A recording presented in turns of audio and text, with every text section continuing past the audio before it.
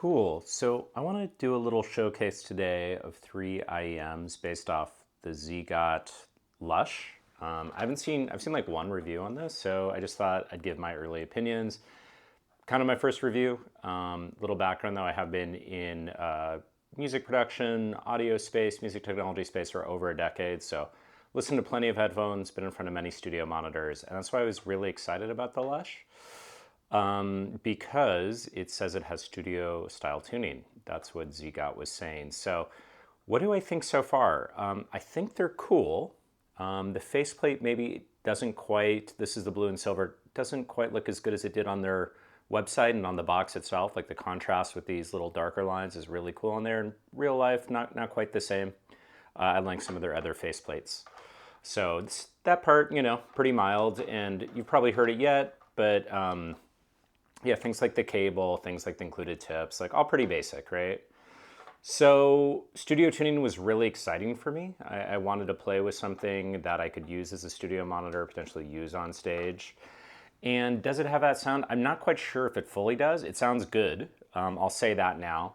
But there's certainly a pretty big sub bass boost, and that bass is tight. But neutral, I guess neutral-ish, right?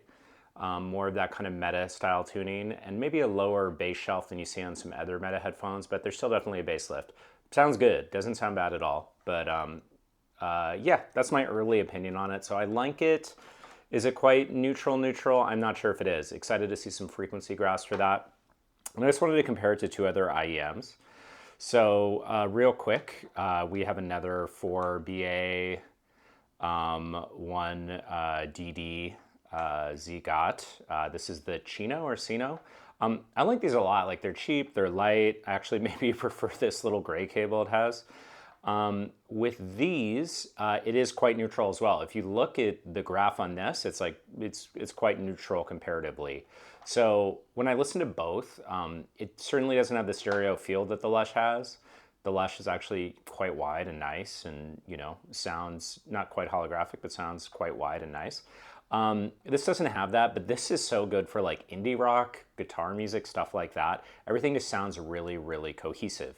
And I think the Lush sounds quite cohesive too, which is maybe one of the nice things for like having a sub bass boost thing. The room sounds tied together, but the Cinno is so good with that, especially for indie rock and stuff like that. So it doesn't have that sub bass oomph for electronic music and stuff. This does not hit nearly the same, but I think it's a special little set for like indie rock, rock and roll, male vocal stuff like that. So I like this.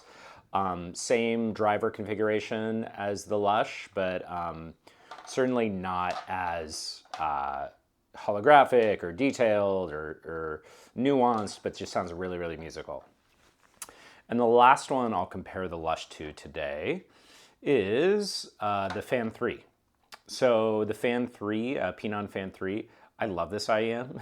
It sounds really good.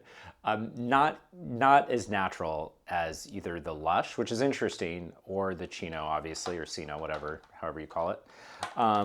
But number one, I always do bone conduction on because the bass just slaps like that, and it doesn't sound unnatural, but the stage gets so wide and holographic that it can sound a little less cohesive, but I love, like the instrument separation is crazy on these. It just sounds really fun. So I love this set quite a bit. And, if you get a discount, it could come in close to the Lush. And it's certainly not as neutral as the Lush, although again, the Lush isn't quite neutral like I think they were describing. Maybe that's intentional. Once again, excited to see more graphs. But yeah, the Penon is just a lot of fun. But frankly, the Lush also sounds like really, really good and more natural. So I think these are like pretty competitive. I think I prefer the Fan 3. Just because the ZiiGaat Lush isn't quite studio tuning. And, if I'm going for excitement, I'll go for the Penon. But this is somewhere in the middle. So not quite studio, but still fun. So yeah, I like these. I want to see the frequency graphs. I got to listen to them more.